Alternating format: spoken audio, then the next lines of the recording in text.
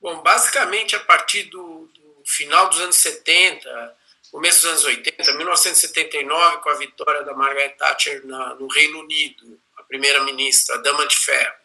e do Reagan, em 1980, nos Estados Unidos, você inaugura aquele período que costuma se conhecer como neoliberalismo, né? Ou seja, um período que se contrapõe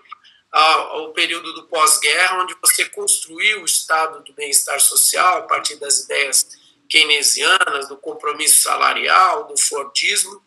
e essa inauguração do neoliberalismo tem como pilares a redução do Estado, né, diminuir o Estado, criar o Estado mínimo, né, criar, entre aspas, diminuir aquele Estado que existia, privatizar empresas públicas, empresas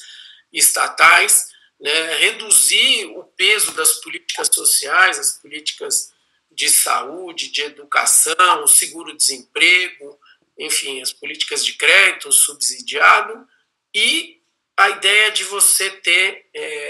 o que eles chamam de economia pelo lado da oferta ou economia do gotejamento, né? Ou seja, você reduzir a carga tributária, a carga de impostos, que tinha crescido no pós-guerra, para que as empresas,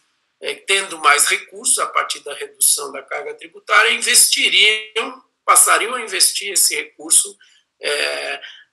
na geração de emprego, em investimentos produtivos, e isso melhoraria o bem-estar coletivo, o bem-estar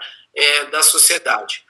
Isso é fortalecido em 89 com a queda do Muro de Berlim, onde você cria o consenso de Washington, especialmente para os países emergentes, você abre esse espaço global, fortalece a globalização. A globalização não é dessa época, ela já existe historicamente em outras épocas, mas ela é fortalecida, e nessa globalização você constrói um sistema produtivo onde os países adotam essa orientação e essas diretrizes, mas nem todos. E a China entra no jogo como um país importante, e os países para abastecer o mundo com uma estrutura